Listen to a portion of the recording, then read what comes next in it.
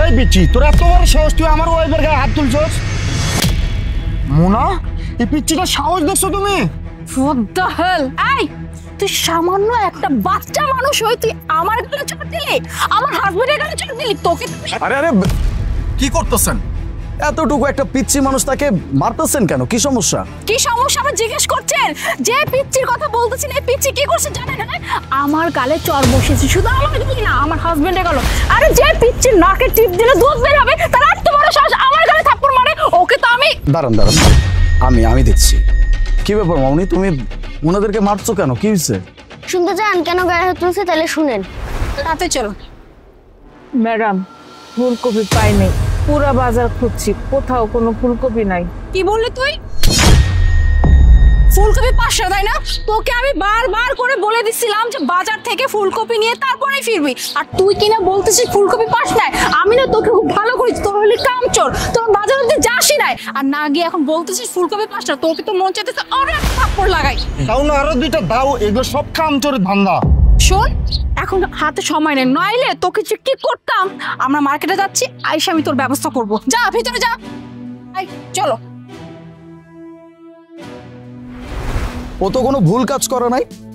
এতক্ষণ পর্যন্ত যা শুনলাম সেটা যদি সঠিক হয়ে থাকে তাহলে ও যা করছে একদম ঠিক কাজ করছে। বরঞ্চ এইটা বলবো যে আপনাদেরকে যে একটা করে থাপ্পড় দিচ্ছে এইটা ওর করা ভুল হয়েছে। আপনাদেরকে উচিত ছিল 10টা করে থাপ্পড় বসায় দেওয়া। আরে এতটুকু একটা বাচ্চা স্কুলে পড়ে মাত্র, সেই বাচ্চা মেয়েটাও জানে একটা বয়স্ক মানুষের সাথে কেমন আচরণ করতে হয়। আর আপনারা দেখে তো ওয়েল এডুকেটেড মনে হচ্ছে, ভালো ফ্যামিলি থেকে বিলং করেন।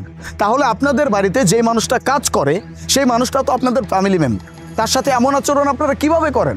একটা বয়স্ক মানুষের গায়ে হাত তুলবেন, তার সাথে যা ইচ্ছা তাই অন্যায় করে যাবেন। আবার সেই মানুষটার জন্য যখন তার নাতনি এসে আপনাদের গায়ে হাত তুলবে তখন আবার সেই বাচ্চা মেয়েটাকে আপনারা মারতে যাবেন। খুব সুন্দর। শোনেন, দেশে কিন্তু আইন আছে, এটা ভুলে যাবেন না। একটা বাচ্চা মেয়ের গায়ে হাত তুলতেছেন, তাও আবার অন্যায়ভাবে। এইটার জন্য আমি যদি পুলিশে গিয়ে কমপ্লেন করি তাহলে আপনাদের কি হবে? ভাবছেন একবারও? ভাইয়া, I am really sorry. Actually sorry বলার মুখটাও আমার নেই। আমি অনেক বড় অন্যায় করেছি। আমি সত্যি ওর নানুর সাথে অনেক দুর্ব্যবহার করেছি। মানে কোনো কিছু হলে ওর নানুর সাথে আমি যা ইচ্ছা তাই ব্যবহার করতাম, এমনকি ওর নানুর গায়ে হাত পর্যন্ত তুলতাম। কিন্তু আমি একটাবার এটা বুঝি নাই যে ওর নানু এই বয়সেও মানুষের বাড়িতে কাজ করে শুধুমাত্র তার নাতনির জন্য, আর আমি কিনা তার সাথে কত দুর্ব্যবহার করেছি। প্লিজ আমাকে মাফ করে দেবেন। আর বাবা, আমি তোমার কাছে হাত জোর করে ক্ষমা চাচ্ছি। তোমার নানুর সাথে আমি অনেক খারাপ ব্যবহার করেছি, যদি তুমি পারো আমাকে মাফ করে দিও। আর আজকের পর থেকে তোমার পড়াশোনার যাবতীয় দায়িত্ব আমার। তোমার পড়াশোনা নিয়ে তোমাকে আর কিচ্ছু চিন্তা করতে হবে না। তোমাকে আমি বেস্ট একটা স্কুলে ভর্তি করে দেব, কেমন? হ্যাঁ, তুমি একদম ঠিক বলছো। আজকের পর থেকে তোমার সকল দায় দায়িত্ব আমাদের। আর মোনা, ওর নানুমনির কাছে গিয়ে আমরা দুইজন ক্ষমা চাবো। হ্যাঁ বাবা, তুমি চলো। চল।